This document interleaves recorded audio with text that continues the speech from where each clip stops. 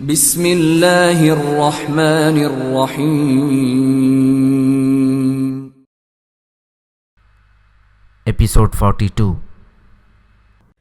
کتاب کا نام رزم و بزم، ساز و نغمہ، حسن و عشق اور محلاتی سازشوں کے جال میں پھنسے ہوئے انسانوں کی وقت کے ہاتھوں ذلت و رسوائی کی جانگداز داستانیں۔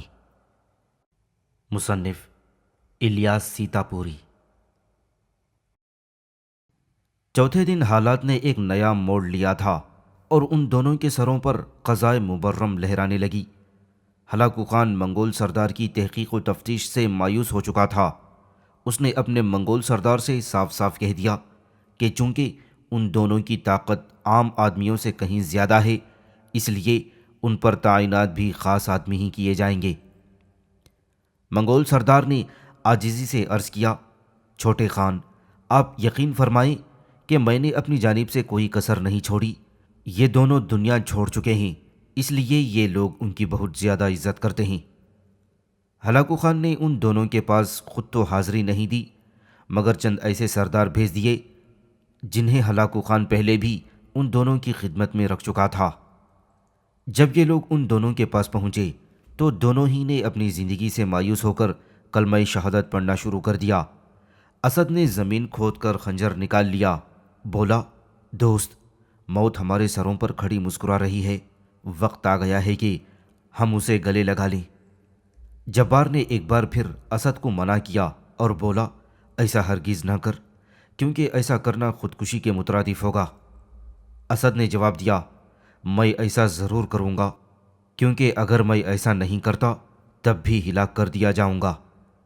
جبار کی سمجھ میں اسد کی بات آ رہی تھی، مگر وہ ہلاکو خان کے علاوہ کسی کو قتل کرنا فضول سمجھ رہا تھا اور کہنے لگا، بہرحال میں یہ کوشش کروں گا کہ اب بھی کسی طرح ہلاکو خان کے پاس پہنچ کر اسے ہلاک کر کے خودکشی کر لوں۔ جبار نے بھی اب خنجر نکال لیا تھا اور کہنے لگا، بات ہمت کی ہے، ہم دونوں خیمے کو چاک کر کے پیچھے سے فرار ہو جائیں اور ہلاکو خان تک پہنچنے کی کوشش کریں۔ دونوں نے خیمے کا نچلا حصہ چاک کر دیا اور فرار ہو گئے۔ وہ خیموں کی آڑ میں تیزی سے ہلاکو خان کے خیمے کی طرف بڑھ رہے تھے۔ اس وقت انہیں کسی کا بھی ہوش نہ تھا۔ وہ پتھروں اور جھاڑیوں میں چھپتے چھپاتے ہلاکو خان کے خیمے کے قریب پہنچ گئے۔ اسی وقت انہیں سامنے سے وہ تاجر آتا دکھائی دیا۔ تاجر کو دیکھ کر دونوں ٹھٹک گئے، لیکن تاجر نے انہیں دیکھ لیا تھا۔ اس نے ہاتھ کے اشارے سے ان دونوں کو روک لیا اور جلدی جلدی چل کر ان کے قریب پہنچ گیا۔ جبار نے اپنا چہرہ کمبل میں چھپا لیا۔ تاجر نے پوچھا، آپ دونوں کہاں جا رہے ہیں؟ اسد نے جواب دیا، پناہ کی تلاش میں، کیونکہ منگولوں نے ہمارا سکھ چین لوٹ لیا ہے اور ہم ایک سوئی سے یاد الہی بھی نہیں کر سکتے۔ تاجر نے ذہن پر زور دیتے ہوئے کہا، مگر تم دونوں تو ہلاکو خان کی طرف جا رہے ہو، کیا وہاں سکون مل جائے گا؟ مجھے تو ایسا لگتا ہے کہ بات کچھ اور ہے۔ اسد نے جواب دیا، بات یہی ہے۔ تاجر نے جبار سے پوچھا، آپ کیوں خاموش ہیں؟ آپ ہی بتائیے کہ اصل معاملہ کیا ہے؟ جبار نے آواز بدل کر جواب دیا، مہربان تاجر، آپ ہماری مدد کریں اور کسی طرح یہاں سے نکل جانے میں ہمیں مدد دیں۔ تاجر نے ادھر ادھر دیکھ کر ایک خیمے کی طرف بڑھتے ہوئے کہا، ادھر آؤ میرے ساتھ، شاید اس خیمے میں تمہیں پناہ مل جائے۔ سامعین سے گزارش کی جاتی ہے کہ ہمارے دونوں چینلز کے پلیٹ فارم سے جتنی بھی آڈیو بکس کی ریکارڈنگ کمپلیٹ ہو چکی ہے اسے خود بھی سنیں اور زیادہ سے زیادہ شیئر کرنے کی کوشش کریں، اور ہمارے سوشل میڈیا پلیٹ فارم کے لنکس ڈسکرپشن میں دیے گئے ہیں۔ ہمیں سبسکرائب اور فالو ضرور کریں تاکہ آپ کو ضروری اپڈیٹس ملتے رہیں، اور ہماری ٹیم کی فنانشیل سپورٹ کے لیے پیٹریون کی لنک ضرور چیک کریں۔ جزاک اللہ۔ دونوں تاجر کے پیچھے ہو لیے۔ تاجر نے اجازت لیے بغیر ہی پردہ اٹھایا اور اندر داخل ہو گیا۔ دونوں نے تاجر کی تقلید کی اور اندر داخل ہو گئے۔ خیمے کے اندر افراتفری مچ گئی اور کچھ بے چینی سی پیدا ہو گئی تھی۔ ایک دیو قامت منگول نے تاجر کو دیکھ کر مسکراتے ہوئے پوچھا، کیا بات ہے دوست، خیریت تو ہے؟ تاجر نے ان دونوں کی طرف اشارہ کرتے ہوئے کہا، دوست، تم نے مجھے دوست کہا ہے، یہ دونوں تارک الدنیا درویش ہیں۔ دن رات اللہ اللہ کرنا اور مخلوق کی بہتری اور بھلائی کی دعائیں مانگنا ہی ان کا مشغلہ، ان کا عمل ہے۔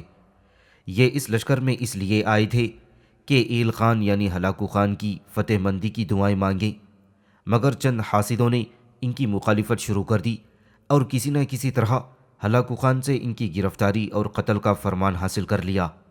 میں چاہتا ہوں کہ کسی طرح ان دونوں بے گناہوں کو قتل ہونے سے بچا لیا جائے، اور کچھ بھی نہیں۔ دیو قامت منگول نے کچھ سوچتے ہوئے جواب دیا، لیکن میرا خیال ہے کہ بات وہ نہیں جو تم نے بیان کی ہے۔ جس وقت ایل خان نے ان دونوں کی گرفتاری کا فرمان جاری کیا تھا، میں دربار میں ہی موجود تھا، اور حقیقتاً وہ گرفتاری کا بھی فرمان نہیں تھا، بلکہ چند ایسے سرداروں کو ان دونوں کے پاس بھیجا گیا تھا جو مردم شناسی میں اپنا جواب نہیں رکھتے۔ ہلاکو خان ان کی مدد سے ان دونوں کے بارے میں کچھ جاننا چاہتا تھا۔ تاجر نے پر امید لہجے میں کہا، اگر یہ بات ہے تو بھی ان دونوں درویشوں کو یہاں سے نکل جانے کی سہولت اور مدد دی جائے، اور انہیں منع کر دیا جائے کہ یہ دونوں آئندہ اس خطرناک ماحول میں نہ آئیں۔ منگول سردار نے جواب دیا، چھوٹے خان کو خطرہ تھا، شیخ الجبال کے آدمی دھوکے سے اسے ہلاک نہ کر دیں۔ جب یہ دونوں درویش یہاں سے چلے جائیں گے تو چھوٹے خان کا اندیشہ بھی دور ہو جائے گا، اور اسے ان دونوں کے چلے جانے پر نہ تو اعتراض ہوگا اور نہ ہی افسوس۔ اس لیے میں ان دونوں کو اپنی نگرانی سے سرزمین نیا سے نکلوا دوں گا۔ تاجر نے ان دونوں سے پوچھا، آپ دونوں کیا چاہتے ہیں؟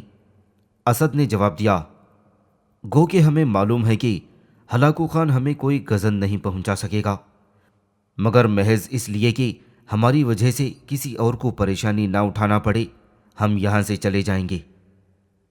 تاجر نے جبار سے پوچھا، آپ بھی تو کچھ کہیے۔ جبار نے آواز بدل کر جواب دیا، میرا بھی وہی جواب ہے جو میرے ساتھی کا ہے۔ تاجر نے منگول سردار سے کہا، اب آپ ان دونوں کو اس لشکر سے نکلوا دیجئے۔ اسد نے نہایت عاجزی سے عرض کیا، منگول سردار، آپ نہایت ہوشیار اور بردبار انسان ہیں۔ ہم اللہ والے لوگ ان لوگوں سے مل کر بہت خوش ہوتے ہیں جو اللہ کے نوازے ہوئے ہوتے ہیں۔ آپ منگولوں میں معزز سردار ہیں۔ اگر آپ ہم لوگوں کو اپنی نگرانی میں نیا کے باہر چھوڑ آئیں گے تو یہ ہمارے لیے باعث عزت بات ہوگی۔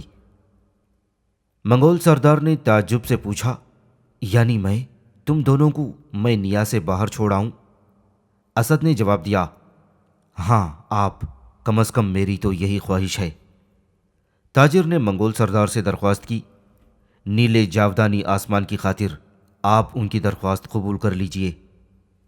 منگول سردار کچھ دیر کھڑا سوچتا رہا، آخرکار بولا، میں تیری درخواست قبول کرتا ہوں، چلو میں تم دونوں کے ساتھ چلتا ہوں۔ تاجر نے کہا، اور میں بھی آپ لوگوں کے ساتھ چلوں گا۔ راستے میں تاجر نے ان دونوں سے پوچھا، اب میں آپ دونوں سے ایک بات معلوم کرنا چاہتا ہوں، چونکہ آپ دونوں صاحب کشف ہیں، اس لیے مجھے یقین ہے کہ آپ میری بات کا جو جواب دیں گے وہ درست ہوگا۔ اسد نے کہا، کر سوال، جواب ملے گا، اور اللہ نے چاہا تو تیرے سوال کا بالکل درست جواب ملے گا۔ تاجر نے عرض کیا، جیسا کہ میں پہلے بھی عرض کر چکا ہوں، میرا ایک غلام جبار اور ایک کنیز زنوبیہ مجھ سے جدا ہو گئے ہیں۔ ان دونوں کی گمشدگی سے مجھے بڑا نقصان اٹھانا پڑا ہے۔ کیا یہ نقصان فائدے میں بدل سکتا ہے؟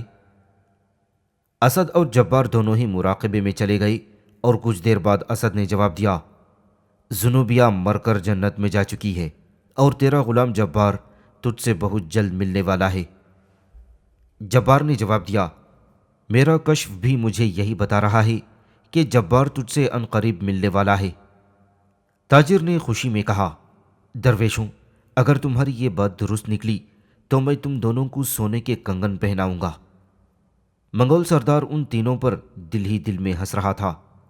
جب یہ لوگ چنگیزی لشکر سے نکل کر کچی پگڈنڈی پر پہنچے تو اسد نے اپنے آس پاس دیکھتے ہوئے کہا، یہ تو بڑی سنسان جگہ ہے، خدا کے لیے کسی ایسی جگہ لے چلیے جہاں سے ہم لوگ اپنی مرضی کا راستہ اختیار کر لیں۔ تاجر نے کہا، آپ دونوں سے میں ایک اور بات معلوم کرنا چاہتا ہوں۔ اسد نے جواب دیا، ضرور معلوم کریں، اس کا بھی جواب دیا جائے گا۔ تاجر نے پوچھا، جلد یا بدیر باطنیوں اور منگولوں کی جنگ ضرور ہوگی یا یہ محض کوئی وہم ہے؟ دونوں ایک بار پھر مراقبے میں داخل ہو گئے۔ کچھ دیر بعد اسد نے جواب دیا، جناب والا، دونوں میں جنگ ناگزیر ہے، لیکن ان میں جیت اس کی ہوگی جو غافل نہیں ہوشیار ہے۔ تاجر نے اصرار کیا، حضرت میں تو یہ جاننا چاہتا ہوں کہ دونوں میں سے جیت کس کی ہوگی؟ اسد نے جواب دیا، منگولوں کی، چھوٹے خان کی۔ منگول سردار مسکرانے لگا۔ تاجر نے ان دونوں کو الوداع کہا اور ایک پگڈنڈی کی طرف اشارہ کرتے ہوئے کہا، آپ دونوں اس پگڈنڈی پر سیدھے چلے جائیں، تقریباً نصف فرلانگ بعد ایک باغ مل جائے گا۔ اس باغ کے دوسری طرف آبادی ہے، وہاں سے جہاں جانا ہو آبادی والوں سے معلوم کر لینا اور ان کی بتائی ہوئی راہ پر چل کر جہاں چاہے چلے جانا۔ اسد نے جبار کو مسکرا کر دیکھا اور منگول سردار سے پوچھا، منگول سردار، آپ تو ہلاکو خان کے معتمد خاص ہیں نا؟ منگول سردار نے حیرت سے کہا، ہاں، لیکن یہ بات تجھے کس طرح معلوم ہوئی؟ اسد نے لاپرواہی سے جواب دیا، اب اس بات کو جانے دو منگول سردار، جو ہو گیا ہو گیا، گیا وقت واپس نہیں آتا۔ تاجر نے پوچھا، کیا مطلب؟ ہم آپ کی بات کا مطلب نہیں سمجھے۔ اسد نے جواب دیا، جب ہم اپنی بات کا مطلب سمجھائیں گے تو آپ بآسانی سمجھ جائیں گے۔ جبار نے پوچھا، دوستوں، یہاں سے منگولوں کا لشکر کتنے فاصلے پر ہے؟ منگول سردار نے جواب دیا، تقریباً چوتھائی فرسخ۔ جبار نے اسد کو اور اسد نے جبار کو معنی خیز نظروں سے دیکھا اور اسد نے تاجر سے کہا، کیا تم دونوں کو ہماری پیشن گوئیوں کی صداقت پر یقین ہے؟ تاجر نے جواب دیا، بالکل ہے۔ منگول سردار ان کی باتیں سمجھنے کی کوشش کر رہا تھا۔ اسد نے کہا، رحم دل تاجر، کیا تجھے راستے میں یہ بشارت نہیں دی گئی تھی کہ تیرا گمشدہ غلام جبار تجھے مل جائے گا؟ سو وہ بشارت پوری ہوئی، تیرا غلام جبار تیرے روبرو ہے، آنکھیں کھول اور اسے پہچاننے کی کوشش کر۔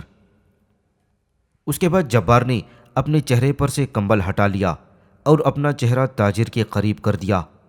اسد نے کہا، تاجر، ذرا پہچان تو صحیح، یہی تو تیرا وہ غلام ہے جس کی گمشدگی کا غم تیری روح کو کھائے جا رہا تھا۔ تاجر نے جبار کو پہچان لیا اور بولا، ارے مگر یہ تو کیا مطلب؟ منگول سردار بھی جبار کو حیرت سے دیکھ رہا تھا۔ اسد نے کہا، تم دونوں ہی اس نوجوان کو اچھی طرح دیکھ لو، کہیں اس کے پہچاننے میں کسی قسم کی غلطی نہ ہو جائے، اس دوران میں اپنا کام کرتا ہوں۔ یہ کہتے ہوئے اسد نے اپنے کرتے کے اندر سے زہریلی چھری نکالی اور منگول سردار کے پیٹ میں اتار دی اور اسے ادھر ادھر گھما کر چھوڑ دیا۔ منگول سردار چیخ کر ڈھیر ہو گیا۔ تاجر نے یہ روح فرسا منظر دیکھا تو اس کی سمجھ میں کچھ نہ آیا۔ وہ کہنے لگا، یہ کیا کر دیا کمبخت؟ کہتا ہوا منگول سردار کی طرف جھپٹا تو جبار کی زہریلی چھری تاجر کے پیٹ میں بھی اتر گئی اور زخمی تاجر کے پیٹ سے خون کا فوارہ چھوٹا تو جبار اس میں نہا گیا۔ تڑپتے سسکتے منگول نے اسد سے کہا، میں مارنا تو ہلاکو خان کو ہی چاہتا تھا، مگر وہاں تک رسائی ناممکن ہوتی جا رہی تھی اور مجھے ہلاکو خان کے ایک معتمد سردار کو قتل کر دینا پڑا۔ جبار نے تاجر کو مخاطب کیا، اور میں نے تجھے اس لیے قتل کر دیا کہ تو اگر چاہتا تو زنوبیہ کو میرے حوالے کر دیتا اور آج میں سکھ چین کی زندگی گزار رہا ہوتا۔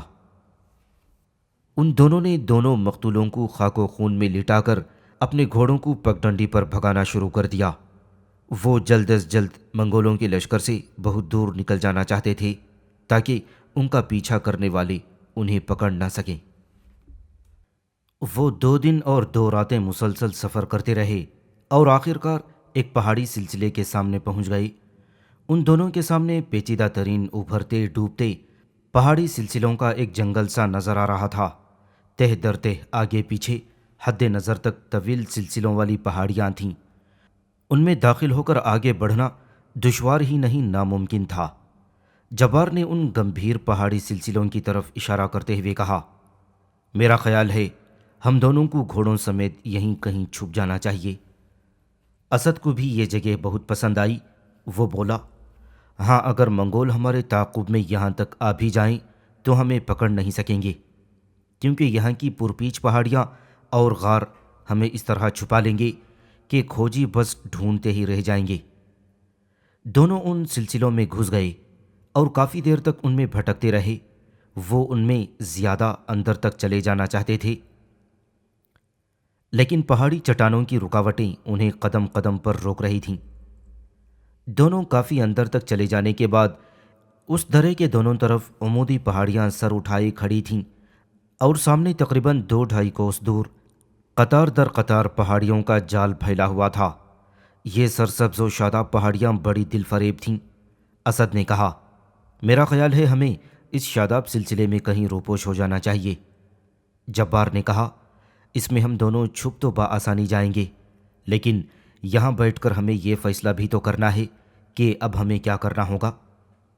اسد نے جواب دیا، ہم کچھ دن سستانے کے بعد شیخ الجبال خورشاہ کے پاس واپس چلے جائیں گے اور انہیں بتائیں گے کہ ہلاکو خان کو قتل کرنا ناممکن ہے۔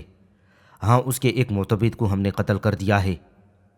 جبار نے بتایا، ہمارا یہ جواب شیخ الجبال کو خوش نہیں کر سکے گا، کیونکہ ان کا حکم ہے کہ ہم زندہ یا مردہ ہلاکو خان کی جان لے کر ان کے قدموں میں ڈال دیں۔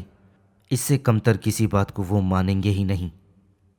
اسد نے سرد آہ بھری، لیکن افسوس کہ ہلاکو خان کو دھوکے سے قتل نہیں کیا جا سکتا۔ جبار نے جواب دیا، مجھے تو بس یہی فکر کھائے جا رہی ہے کہ میں جنت کو دوبارہ کیسے حاصل کر سکوں۔ اسد نے کہا، جہاد کے ذریعے شیخ الجبال کے احکام کی تعمیل اور اس راہ میں مر جانا، بس یہی راستہ ہے جنت کا۔ ہمیں ایک بار پھر ہلاکو خان کو قتل کرنے کے لیے اس کے لشکر میں جانا ہوگا۔ جبار بڑی تکان محسوس کر رہا تھا۔ اس نے اپنا گھوڑا سبززار پر چھوڑ دیا اور خود ایک کوہ کی طرف چل دیا اور اسد سے کہا، ہم دونوں چل کر اس کوہ میں آرام کریں اور ایک نیند لے کر تازہ دم ہو کر دوسرا منصوبہ بنائیں۔ اسد نے بھی گھوڑے کو سبززار پر چھوڑ دیا اور جبار کے ساتھ اس کوہ میں گھس گیا۔ ان دونوں کو اس کوہ میں سانپ بچھوؤں کا ڈر محسوس ہو رہا تھا، لیکن پھر نیند اس خوف پر غالب آ گئی۔ جب وہ سوئے تھے سورج ان کے سر پر چمک رہا تھا، لیکن جب وہ جاگے تو سورج مغرب میں پہاڑیوں کے پیچھے غروب ہو رہا تھا۔ انہیں بھوک لگ رہی تھی۔ یہاں کہیں دور دور تک کوئی آبادی بھی نظر نہیں آ رہی تھی۔ آخرکار ان دونوں نے درختوں کی پتیاں چبا کر دل بہلایا۔ اسد نے کہا، ہمیں آج کی رات یہیں گزارنا پڑے گی، اس کے بعد کسی ایسی جگہ پہنچ جائیں گے جہاں کھانے پینے کا سامان مل جائے، کیونکہ پتیاں مستقل طور پر نہیں چابی جا سکتیں۔ دونوں نے وہ رات وہیں گزاری اور دوسرے دن صبح ان دونوں نے اپنے اپنے گھوڑوں کو ایک بہت بڑی کوہ میں کھڑا کر دیا اور وہیں خود بھی روپوش ہو گئے۔ اچانک جبار کو کسی قسم کی آہٹیں سنائی دینے لگیں۔ ان دونوں نے آہٹوں کو بغور سنا اور یہ محسوس کر لیا کہ باتیں کرنے والے انہی کی طرف بڑھے چلے آ رہے ہیں۔ اسد نے جبار سے کہا، دوست، میں نہیں جانتا کہ یہ کون لوگ ہیں اور ادھر کیوں آ رہے ہیں۔ بہرحال یہ طے ہے کہ یہ لوگ منگول نہیں، یہ کوئی اور ہی لوگ ہیں۔ جبار نے اسد کا ہاتھ پکڑ کر اپنی طرف گھسیٹ لیا۔ اسد نے کہا، یہ تو بڑی زیادتی ہو رہی ہے ہم دونوں پر، ہم میں کوئی تو… جبار نے جواب دیا، اسد، شکوہ شکایت فضول ہے، آنے والے قریب آ چکے ہیں، اب ہم دونوں کو بھی چھپ جانا چاہیے۔ دونوں نے چھپ کر اس غار کے منہ میں پناہ حاصل کر لی اور پھر دونوں ان آنے والوں کا نظارہ کرنے لگے۔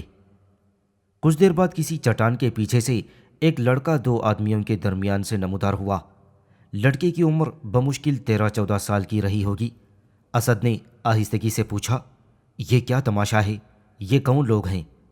جبار نے جواب دیا، پتہ نہیں کون لوگ ہیں، لیکن ایسے لگتا ہے کہ ان سے کچھ مدد لی جا سکتی ہے اور کھانے پینے کا مسئلہ حل ہو سکتا ہے۔ وہ دونوں گھاس پر بیٹھ کر باتیں کرنے لگے۔ وہ کس قسم کی اور کون سی باتیں کر رہے تھے؟ آواز تو آ رہی تھی، لیکن لفظوں کی ادائیگی نہیں سمجھ میں آ رہی تھی۔ وہ دونوں کچھ دیر تو باتیں کرتے رہے، مگر وہ پھر تیسرے کو چھوڑ کر کہیں غائب ہو گئے۔ کافی دیر بعد اسد نے جبار سے پوچھا، کیوں، کیا خیال ہے؟ کیا ہم دونوں اس نوجوان سے ملیں اور اس سے پوچھیں کہ تو کون ہے اور وہ دونوں کون تھے جو تجھے اس ویرانے میں چھوڑ کر چلے گئے؟ جبار نے کہا، جلدی مت کر ورنہ کام بگڑ جائے گا، ہمیں خوب سوچ سمجھ کر اس کے پاس جانا ہوگا۔ وہ کچھ دیر تک اسی شش و پنج میں رہے کہ وہ اس نوجوان کے پاس جائیں یا نہ جائیں۔ ان کی قسمت نے ساتھ دیا اور وہ نوجوان خود ہی ان دونوں کی طرف آنے لگا۔ اسد اور جبار اپنی اپنی سانسیں روک کر کھڑے ہو گئے۔ نوجوان سادہ لوح اور دیہاتی معلوم ہوتا تھا۔ اسد کو ان دونوں کی فکر تھی جو اس نوجوان کو چھوڑ کر کہیں چلے گئے تھے۔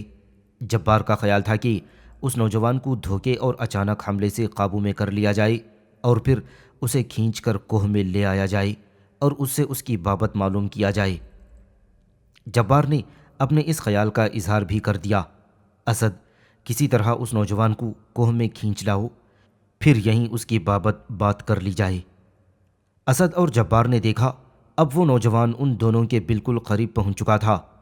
اسد نے اچانک چھلانگ لگا کر اس نوجوان کو دبوچ لیا اور اسے کھینچ کر کوہ میں لے گیا۔ جبار نے اس کے منہ پر ہاتھ رکھ دیا لیکن نوجوان چلایا نہیں۔ وہ ان دونوں کو حیرت سے دیکھ رہا تھا لیکن خوف کا کہیں شائبہ تک نہیں پایا جاتا تھا۔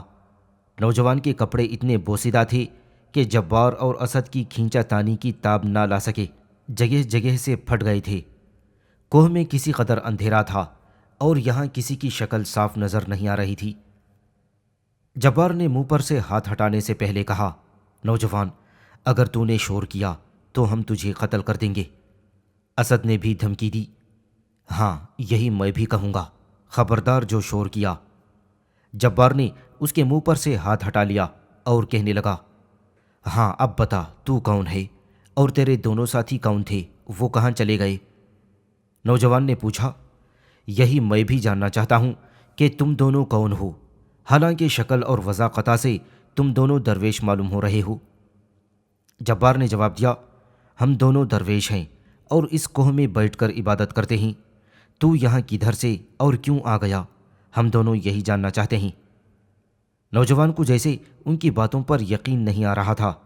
ایک بار پھر پوچھا، آپ دونوں ہے کون؟ جبار نے جواب دیا، کہہ جو دیا ایک بار کہ ہم دونوں درویش ہیں۔ نوجوان نے کہا، اور میں ایک پریشان حال دیہاتی ہوں، روزی کی تلاش میں نکلا تھا کہ جنت پہنچا دیا گیا، وہیں سے چلا آ رہا ہوں، اس وقت مزہ آ گیا جنت میں۔ اسد اور جبار کی دلچسپیاں بڑھ گئیں۔ اسد نے پوچھا، تو اس وقت جنت سے چلا آ رہا ہے؟ نوجوان نے جواب دیا، ہاں میں جنت کی سیر کر کے واپس آ رہا ہوں۔ جبار نے پوچھا، تو نے جنت کی سیر خوابوں میں کی یا خیالوں میں؟ میں نے جنت کی سیر نہ تو خوابوں میں کی اور نہ ہی خیالوں میں، میں نے جیتے جاگتے اپنے ہوش و حواس میں جنت کی سیر کی ہے۔ اسد نے پوچھا، تو اپنے ہوش و حواس میں بھی ہے یا نہیں؟ بزرگوں، میں دیہاتی ضرور ہوں لیکن بے وقوف نہیں ہوں۔ میں نے جس جنت کی سیر کی ہے، اگر میں چاہوں تو تم دونوں کو بھی وہاں پہنچا سکتا ہوں۔ جبار کا حیرت سے منہ کھل گیا تھا، تو ہمیں بھی وہاں پہنچا سکتا ہے؟ یعنی تو یہ کہنا چاہتا ہے کہ تو جس جنت کی بات کر رہا ہے تجھے اس جنت کا پتہ بھی معلوم ہے اور وہ جنت اسی دنیا میں یہیں کہیں موجود ہے؟ نوجوان نے جواب دیا، ہاں میں جو کچھ کہہ رہا ہوں اس کا وہی مطلب ہے جو آپ دونوں سمجھ رہے ہیں۔ وہ جنت اسی دنیا میں یہیں پہاڑوں میں موجود ہے۔ میں نے کہہ جو دیا کہ میں وہیں سے آ رہا ہوں۔ اب جبار نے پوچھا، اور وہ دونوں کون تھے جو تجھے لے کر یہاں آئے تھے؟ نوجوان بہت خوش تھا، بولا، وہی دونوں تو مجھے جنت تک لے گئے تھے اور پھر وہی دونوں مجھے وہاں سے واپس لے آئے ہیں۔ پھر وہ دونوں کہاں چلے گئے؟ اپنے گھر۔ 2 دن بعد وہ دونوں اس جگہ مجھے ملنے آئیں گے اور مجھے شیخ الجبال کی خدمت میں لے جائیں گے، جہاں میں شیخ کی خوشنودی پر اپنی جان قربان کر دوں گا۔ میں اگر چاہوں تو شیخ کی مرضی اور خوشنودی حاصل کیے بغیر ہی جنت میں واپس چلا جاؤں گا۔ مجھے جنت کا راستہ معلوم ہو گیا ہے، میں وہاں تک مشکل ہی سے صحیح مگر دوبارہ ضرور پہنچ سکتا ہوں۔ جبار نے کہا، نوجوان، تو بڑی مزیدار باتیں کرتا ہے، اگر تو پسند کرے تو یہیں ہمارے ساتھ رہ۔ نوجوان ہنسنے لگا، میں تم درویشوں کے پاس کیوں رہوں؟ مجھے درویش تھوڑی بننا ہے۔ میں 2-4 ایسے دلیر نوجوان تلاش کروں گا جو جنت تک پہنچنے میں میری مدد کریں۔ اسد اور جبار نے ایک دوسرے کو معنی خیز نظروں سے دیکھا اور اسد نے نوجوان کو پیشکش کر دی، اگر تو یہ سمجھتا ہے کہ جنت یہیں کہیں موجود ہے تو ہم دونوں تیرا ساتھ دینے کو تیار ہیں۔ ہم تیرے ساتھ جنت میں چلیں گے، تو ہمارے ساتھ رہ اور مل جل کر منصوبہ بنا۔ نوجوان نے ان دونوں کا مذاق اڑایا۔ تم دونوں اپنی زندگی کیوں برباد کرتے ہو؟ اللہ سے لو لگائی زندگی گزار رہے ہو تو یہی کرتے رہو، جنت کے چکر میں اپنی زندگیاں برباد مت کرو۔ جبار نے نوجوان کو اپنے پاس ہی روک لیا اور اسے نصیحتیں کرنے لگا۔ نوجوان، میں نے تیری ساری باتیں غور سے سن لیں اور ابھی کچھ دیر پہلے تک میں تجھے دیوانہ سمجھنے لگا تھا، لیکن اب میرا خیال بدل چکا ہے۔ تو ہمارے ساتھ رہ اور ہمیں بھی اپنی مذکورہ جنت میں لے چل۔ نوجوان ان دونوں پر ہنس رہا تھا۔ تم دونوں دیندار تارک الدنیا لوگ ہو۔ جنت کا ذکر سن کر منہ میں پانی بھر آیا۔ وہ جگہ ایسی ہی ہے، اگر تم دونوں اسے اپنی آنکھوں سے دیکھ لو تو مجھے یقین ہے کہ وہیں کے رہ جاؤ گے۔ قسم خدا کی کیا جگہ ہے! خوبصورت جوان لڑکیاں، شہد اور دودھ کے نلکے، خوش الحان رنگ برنگے طیور، دلکش مناظر، بس کیا بیان کروں؟ میرے پاس جنت کی خوبیاں بیان کرنے کے لیے الفاظ نہیں ہیں۔ جنت کی تعریف اور تفصیل سے ان دونوں کے کان کھڑے ہو گئے۔ یہ اس جنت کی باتیں تھیں جو ان کی دیکھی ہوئی تھیں۔ اسد اور جبار نے اس نوجوان کی دلجوئی شروع کر دی، لیکن انہیں اب بھی یہ یقین نہیں آ رہا تھا کہ وہ جنت یہیں کہیں ہے۔ ان کے دلوں میں اب بھی یہی شبہ جاگزیں تھا کہ نوجوان جنت کے نشے کی رنگ میں اس قسم کی باتیں کر رہا ہے، ورنہ اسے جنت کا راستہ واسطہ یاد نہیں ہوگا۔ ان دونوں کے پاس تھا ہی کیا جس سے وہ اس نوجوان کی خاطر مدارات کرتے، بس زبانی ہی باتیں بناتے رہے۔ ان کی اس حالت کو نوجوان نے بھی سمجھ لیا۔ وہ بولا، تم دونوں میری کیا خاطر کرو گے؟ اگر تم چاہو تو میں تمہاری خاطر مدارات کر سکتا ہوں، کیونکہ میں غریب اور پریشان حال سہی، لیکن میرا ایک گھر ہے، گاؤں ہے، خاندان ہے، عزیز و اقارب ہیں۔ میں ان میں چلا جاؤں گا تو وہ بچ جائیں گے۔ تم دونوں میرے ساتھ چلو، پھر کوئی منصوبہ بناتے ہیں۔ اسد نے پوچھا، تیرا گاؤں یہاں سے کتنی دور ہے؟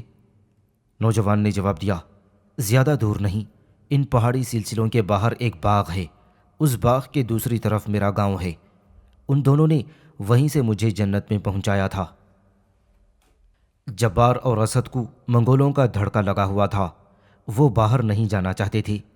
جبار نے جواب دیا، اے نوجوان، ہم دونوں اس عزلت نشینی کے عادی ہو چکے ہیں، آبادی میں اپنا دل نہیں لگے گا، اس لیے تو خود اپنے گاؤں چلا جا اور وہاں عزیزوں اور رشتہ داروں سے مل کر واپس آ جا۔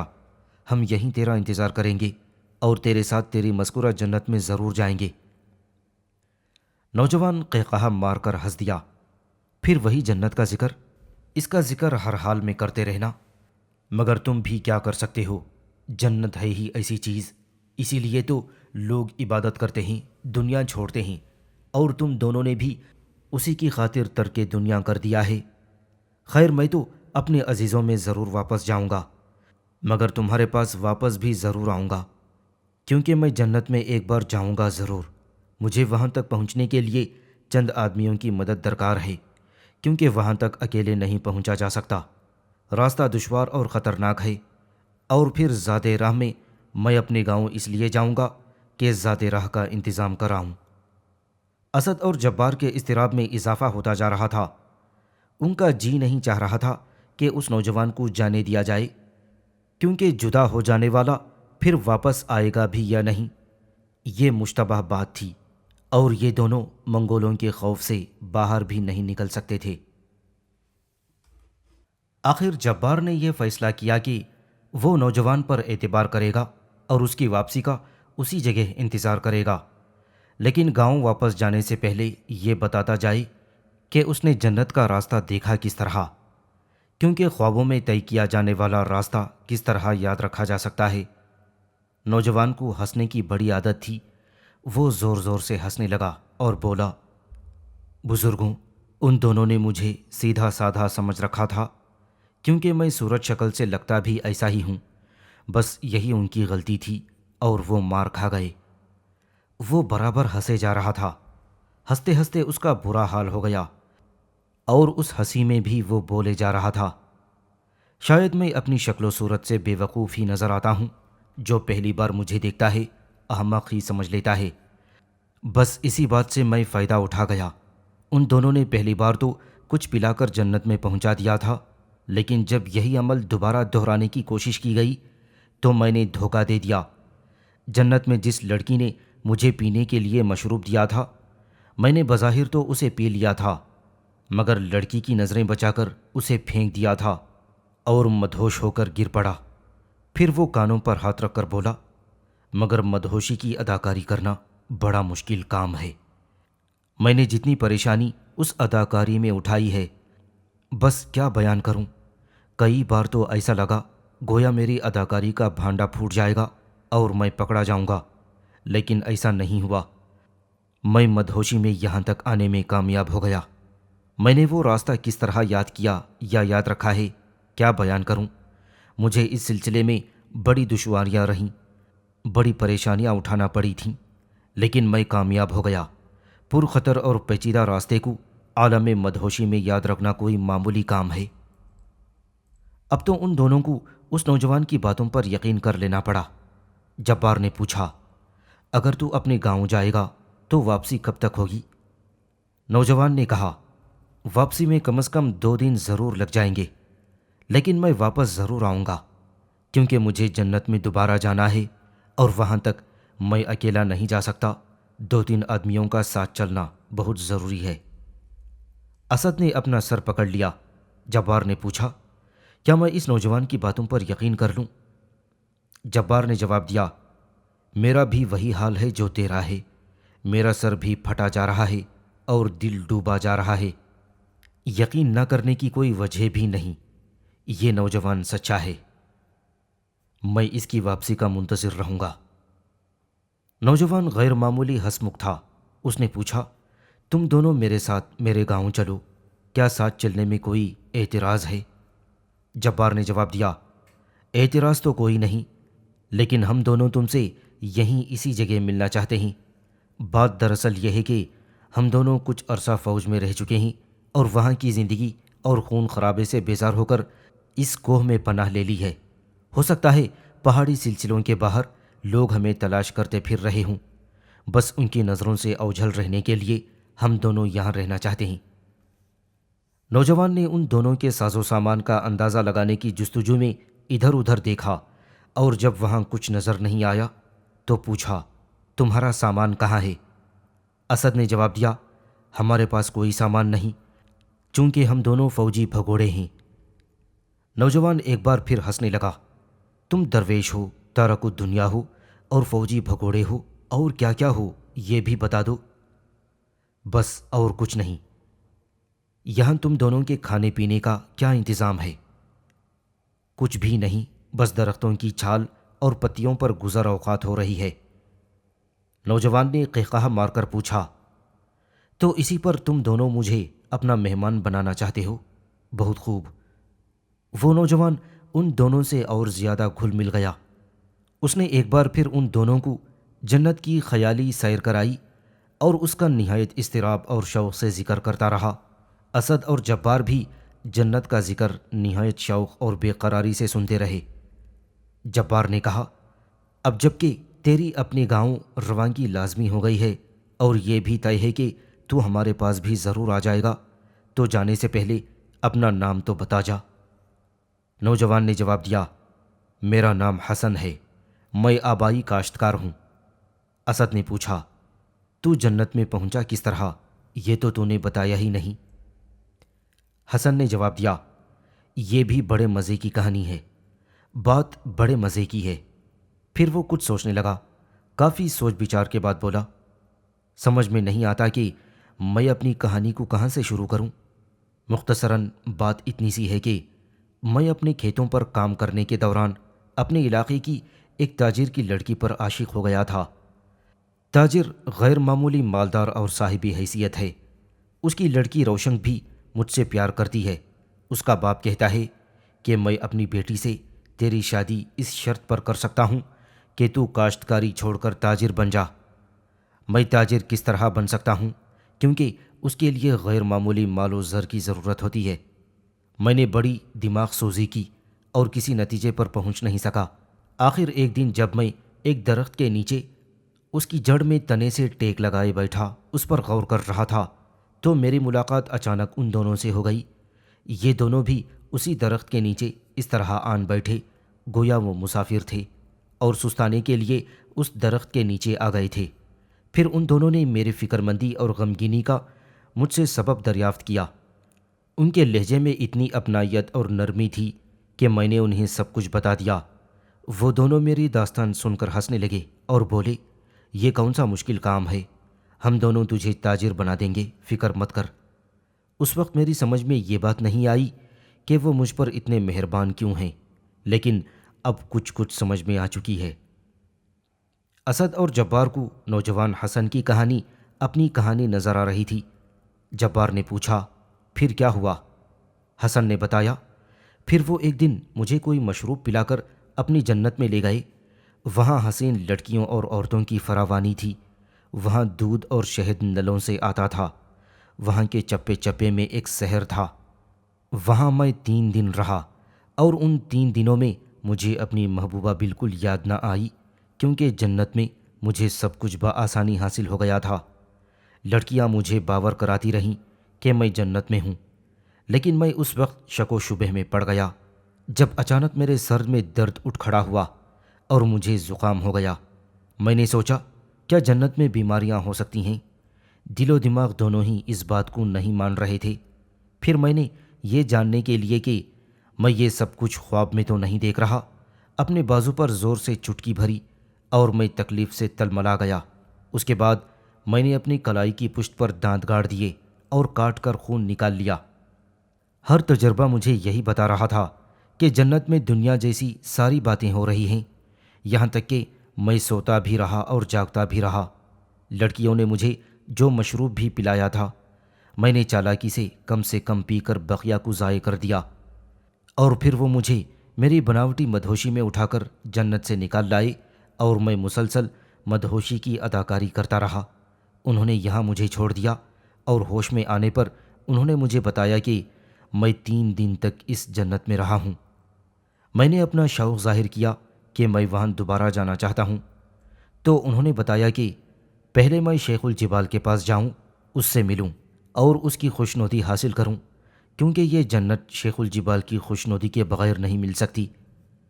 اب وہ 2-3 دن بعد میرے پاس دوبارہ آئیں گے، مجھے شیخ الجبال کے پاس لے جائیں گے اور میں شیخ کی مشیت اور خواہش پر خود کو قربان کر کے جنت میں دوبارہ داخل ہو جاؤں گا۔ اتنا کہہ کر وہ زور زور سے ہنسنے لگا۔ جبار نے پوچھا، تو کیا ان دونوں کے ساتھ تو شیخ الجبال کی خدمت میں چلا جائے گا؟ اس نے جواب دیا، اس کا سوال ہی پیدا نہیں ہوتا۔ میں نے جو کہہ دیا کہ میں نے جنت کا راستہ اپنے ذہن میں محفوظ کر لیا ہے، میں وہاں شیخ الجبال کی مرضی کے بغیر بھی داخل ہو سکتا ہوں۔ اسد کو اس کی داستان پر کچھ اور جبار کو پورا یقین ہو چکا تھا۔ جبار نے کہا، اگر تیری رودات سچی ہے تو میں تیرا ساتھ دوں گا، لیکن اس کے لیے یہ ضروری ہے کہ تو مجھے ایک بار جنت تک پہنچا دے۔ اسد نے گھبرا کر پوچھا، اور میرا کیا بنے گا؟ کیا مجھے چھوڑ دو گے؟ جبار نے جواب دیا، نہیں، میں تجھے بھی اپنے ساتھ لے کر چلا جاؤں گا، کیونکہ اگر حسن کی باتیں سچی ہیں تو ہم دونوں بھی نہایت ہوشیاری اور چالاکی سے بے وقوف بنائے گئے ہیں، اور ہمیں اس طلسم کو کھولنا پڑے گا، جادو کے اس تانے بانی کو توڑنا پڑے گا۔ حسن نے پوچھا، کیا تم بھی وہاں رہ کر آئے ہو؟ جبار نے جواب دیا، ہاں، ہم دونوں ہی اس دھوکے کی جنت کی سیر کر آئے ہیں، اور اب شیخ الجبال کی مشیت اور خواہش پر خود کو قربان کر کے جنت کی بازیافت کے لیے آوارہ اور سرگرداں پھر رہے ہیں۔ نوجوان حسن زور زور سے ہنسنے لگا، یعنی کہ تم دونوں ہی بے وقوف بنے رہے ہو؟ بہت خوب۔ تینوں دیر تک باتیں کرتے رہے۔ جبار اور اسد کو ایک اذیت سے دوچار ہونا پڑ رہا تھا، یقین اور بے یقینی کے درمیان معلق، جیسے پھانسی کا پھندا ان کے گلے میں پڑ چکا ہو اور ان کے پاؤں کی انگلیاں زمین پر ٹکی ہوئی ہوں اور اس حالت میں ایڑی زمین سے اٹھ چکی ہو۔ نوجوان حسن نے ان دونوں کو سمجھایا، بزرگوں، تم اس وقت تک میری بات پر یقین نہ کرنا جب تک کہ میں تمہیں شیخ کی جنت میں نہ پہنچا دوں۔ میں خود ذہنی الجھن میں پڑ گیا ہوں، میں تو کہیں کا بھی نہیں رہ گیا۔ اپنی محبوبہ کو حاصل کرنا اپنی بس کی بات نہیں رہی اور جنت کا بھرم بھی گیا۔ دونوں کی زندگی اور اس کے مقصد کا ڈھچر ہی بدل چکا تھا۔ اسد اور جبار نے یہ فیصلہ کیا کہ وہ ایک بار پھر حسن کے ساتھ جنت تک پہنچنے کی کوشش کریں گے۔ اگر یہ باتیں سچ نکلیں تو وہ دونوں مل جل کر ایک ایسا قدم اٹھائیں گے جس سے شیخ الجبال اور اس کے کارندوں کو اپنے کیے کا مزہ چکھنا پڑے۔